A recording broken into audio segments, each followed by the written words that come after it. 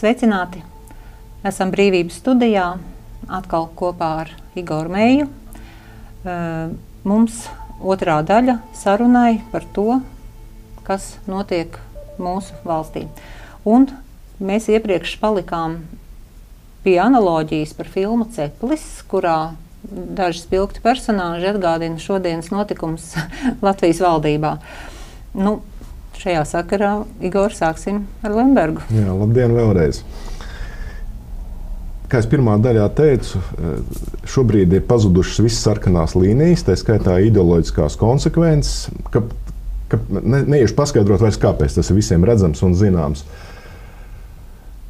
Un es domāju, ka plāns, ja runājam par analoģiju ar Cepli, jā, tad, protams, Ceplis man vairāk atgādina Kariņu, ja? Vai kā personāžu šī gadījumā. Jo Kariņš ļoti laicīgi ir sapratis, jo viņam ir visvairāk informācijas, kas būs ar budžetu, ar iespējām pildīt saistības pret budžeta iestādēs strādājošiem. Un laikam viņš atrodās zināmā hierarhijā pietiekami augstu, ka viņam tika nodrošināta cieņpilna izeja no šīs situācijas. Jo ne katram tas tiek dots. Ja paskatāmies Valda Dombrovska piemēru, tad viņš tika paaugstināts amatā, tad, kad viņš parakstīja 7 miljardu aizdevumu. Vai tiks paaugstināts amatā Krišjāns Kariņš, vai viņam vienkārši ļaus mierīgi dzīvot, tērēt uzkrātos smagā darbā miljonus, laiks rādīs. Bet tā kā pie varas raujās jauni censoņi, tad ļoti saulaicīgi tika no cietuma pirms vēlēšanām izlaists Aivars Lembergs, kurš tiešām spēja atkal piesaistīt vēlētājus, kā rezultātā, ja nemaldos, ZZS ieguva 16 deputātu mandātus Saeimā. Un šobrīd šai partijai ir atvēlēta, manuprāt, pēc Cepļa analoģijas sausā loma. Sausais bija tas, kuram Ceplis tālāk nodeva iespēju kaut ko vadīt.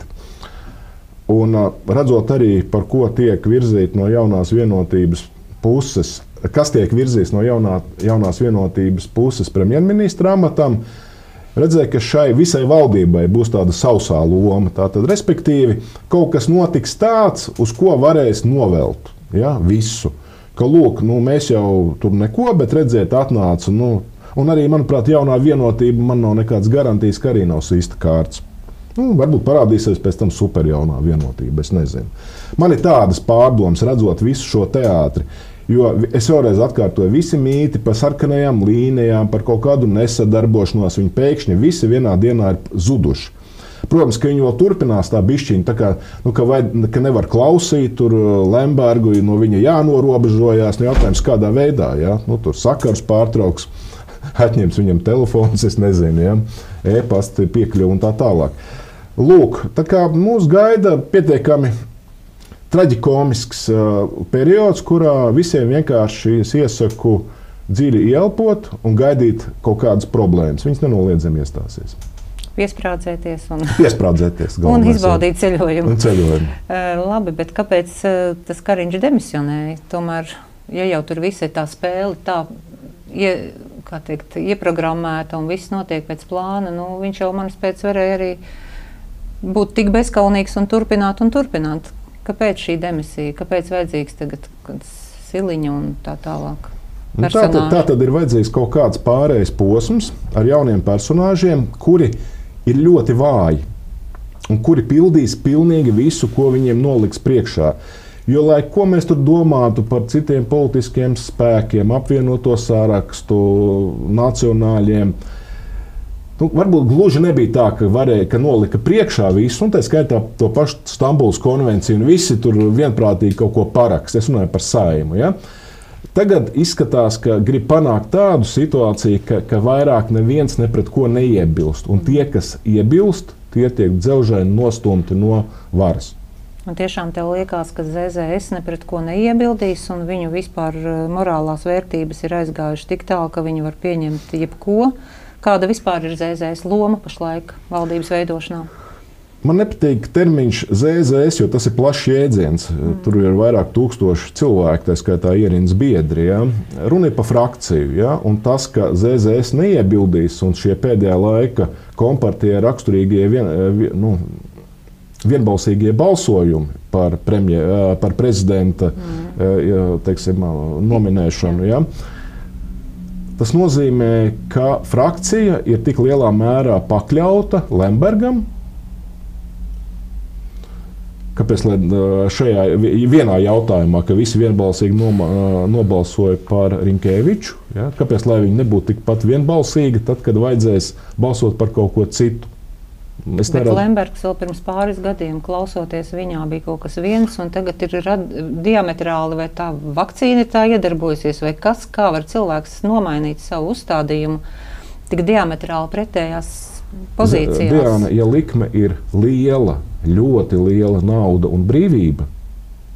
Sirdsapziņa? Nav tāda likme? Domāju, ka nē. Okay. Ka nav. Un ko šajā gadījumā tavuprāt pārstāv Latviju pirmajā vietā? Latvija pirmajā vietā pārstāv vēl tos dzīvos uzņēmējus, kuriem pieder reāli aktīvi. Vienalga, vai viņiem pieder nekustamais īpašums, viesnīcu bizness, vai tas ir tranzīta bizness, pārtiks pārstrāde. Jebkāds bizness, kuru valsts politika ļoti būtiski ietekmē. Respektīvi, es domāju, ka viņi ir ļoti labi sapratuši, ka, ja turpināsies šāds cenu pieaugums energoresursiem, tādā pašā tempā celsies nodokļi, tad vienkārši viņi nonāks otrupē ar šobrīd visiem varbūt miljonu vērtiem aktīviem. Jo redziet, tās ir diametrāli pretējas intereses, kas šobrīd ir redzams. Ir ārējo aizdevēju intereses, uz kurām 100% strādā valdošā koalīcija līdz šim ir strādājusi. Ja?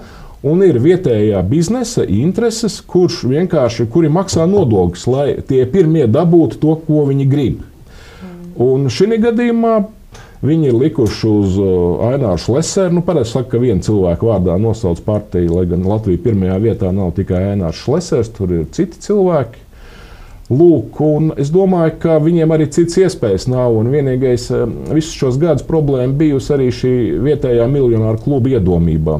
Viņiem vienmēr licies, ka līdz viņiem nekas tur neatnāks, ja? Ka viņi vienmēr varēs tur staigāt pirkstu smētādam. Un tas, kas tika izdarīts vairāk gadu garumā ar banku sektoru, pierāda, ja, ka Valērijam Belakoņam ar visu viņu banku pietika kapacitāti nostāties pretī. Tā viņš arī pazuda, neko pretī neteikdams. Tā pazuda ABLV banka, un vairākas bankas, kuras vēsture atcerās, kā mirušas šobrīd. Ja. Lūk tā. Jādomā. Tā pašā laikā es gribu pateikt, ka, protams, ja runā par ierindas cilvēkiem, kuri vēl joprojām saņem naudu no budžeta, tas ir tikai laika jautājums, ja, kad šī nauda vispirms paliks mazāka.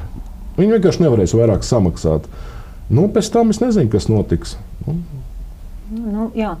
Man pašlaik, mums kā varbūt teiksim neformāļiem, ir tāda pozīcija, par ko es arī esmu atradusi daudz domu biedru starp opozīcijas pārstāvjiem, kā īpaši varbūt nav jāšķiro tās partiju piederības. Ja notiek kaut kādas labas lietas, ar kurām saistās, piemēram, mana pārliecība, es iešu un piedalīšos un es parakstīšos arī, ja to rīko kāds cits, ne tikai Latvija pirmā vietā. Tā var būt arī jebkāda cita organizācija vai partija vai klubs vai biedrība. Ja?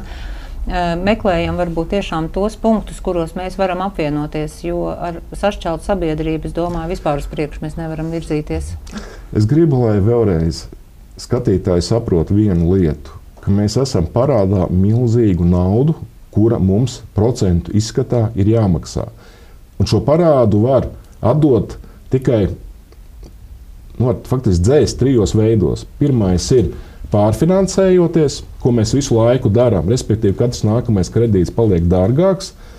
Mēs varam atdot valsts uzņēmumus, lai gan īstenībā varbūt pat ar to mēs neatrisināsim šo jautājumu, jo ja valsts uzņēmumi aizies uz biržu, un tā jau ir valsts uzņēmuma privatizācija, tad tādā gadījumā parāds jau nekur nepazūd. Vienkārši pareizie zēni nopirks akcijas, ja?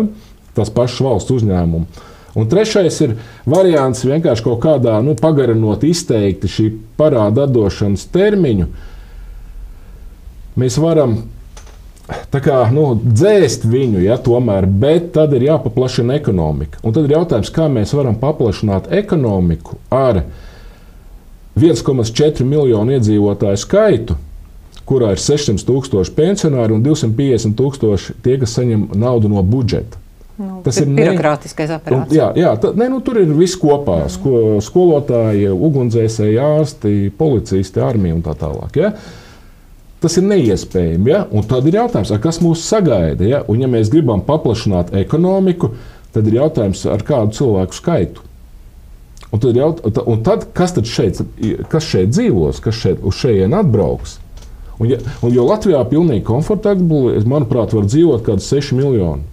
Ja Šveicē ir mazāk teritorija un dzīvo 9 miljoni, vēl ir kalni. Ja? Līdz ar to, ja runā par Latvijas kā latviešu valsti, tad īstenībā laika ir palicis ļoti maz. Un līdz ar to es uzskatu, ka jebkuras akcijas, kur ir pareizs vektors, jo vienmēr visos vēsturiskos posmos ir svarīgs vektors, par kaut ko cīnījušies ir cilvēki, par karali, par brīvību, pret verdzības atcelšanu. Ja? Tāpat arī šobrīd ir jābūt skaidriem lozungiem, pret ko mēs cīnāmies. Un jautājums otrs ir, kā to panākt. Un es pie šīs saeimes neredzu, kā to panākt, un līdz ar to tīri tas ir loģisks secinājums. Ja? Ir jābūt citai saimai, bet vēl 3 gadi ir pa ilgu, lai to gaidītu. Tu garām ejot pieminēji vārdu ugunsdzēsēji, un te pēdējo dienu notikumu sakarā prātā uzreiz pēkšņi tāda radās asociācija ar tām Havaju salu ugunsgrēku traģēdiju, ja?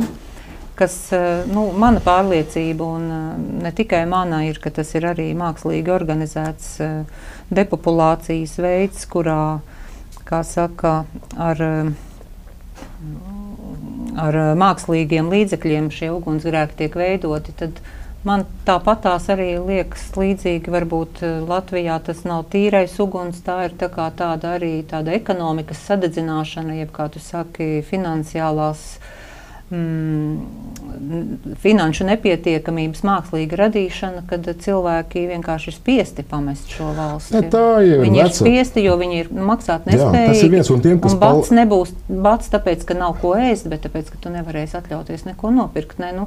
Ir jau, ka veikalā ieejot, neko negribās pirkt. Tā ir veca metode, kad tev ļoti pazemina dzīves līmeni, un pēc tam tu esi ļoti priecīgs, ka viņi nedaudz paceļ. Tas nav nekas jauns. Mēs jau vēl nezinām, varbūt parādīsies kaut kāds jauns Covid paveids, jo varas lēmums, kā mēs redzam, pilda visa zem varas pakļautībā esošā sistēma, ieskaitot lielveikalus, restorānus un tā tālāk. Ja? Un es nesen, burtiski pirms dažām dienām, sēdēju restorānā ar vienu paziņu no Francijas. Viņi paņēma, izvilka Ķīnā ražotu mobilo telefonu, parādīja man aplikāciju, kur var redzēt, cik mums apkārt sēž vakcinēti cilvēki. Zinām, it kā to es visu biju lasījis, dzirdējis un zinājis, bet, ka man to parādīja, tas nozīmē, ka tomēr tas vilnis. Mēs esam saskaitīti, mūsu kontrolē. Tātad viņš jau spēja, tā substance tevi organismā ir, kad var nolasīt gan numuru, gan vispārējo. Ja? Un tad es atceros, kāpēc vajadzēja tās 3 un būstu vakcīnu. Tā ir atbilde. Tātad visas šīs sazvērstības teorijas, par kurām kādreiz runāja, tur par tiem cilvēkiem, kas viņas tā kā mātmaskot centās smējās, viņas šobrīd tā ir realitāte. Un tas ir svarīgi atcerēties, ka šīs antivakseru jeb šīs teorijas ir piepildījušās. Un tieši tādēļ nebaidīties. Tagad, es zinu, rudenī atkal sola, PVO jau pieņēmuši, parakstījuši jau dokumentus, jauni briesmīgi, arvien briesmīgāki vīrusi jau izplatās pa pasauli, kur tur Amerikā jau esot jau kaut kas sācies. Ja? Mēs gribētu arī kā brīvības studija aicināt cilvēkus draudzēties ar veselo saprātu, nebaidīties tur, kur nav jābaidās, mēģināt tomēr būt pašpietiekamiem. savās gan domās, gan varbūt arī, nezinu, radi lauki, sava pārtika, savs kaut kāds pašpietiekams nodrošinājums. Sevišķi labi, ja mums ir zināms ūdens, ko mēs dzeram un tā tālāk. Tātad nebaidīties, loģiski analizēt un galu galā, lai notiek, kas notiktams, svarīgākais ir palikt par cilvēku, pareizi. Tas būs liels pārbaudījums, jo vienkārša dzīve mūs negaida. Par to es esmu 100% pārliecināts. Bet, ka beigsies viss labi, ja? Tā vajadzētu būt. Protams. Tā vienmēr ir bijis. Vienmēr pēc visām kataklizmām atkal iestājās cita laiki. Bet kataklizmas būs. Un ne tikai Latvijā. Lai Dievs dod mums to izturēt. Paldies. Visu labu. Godam.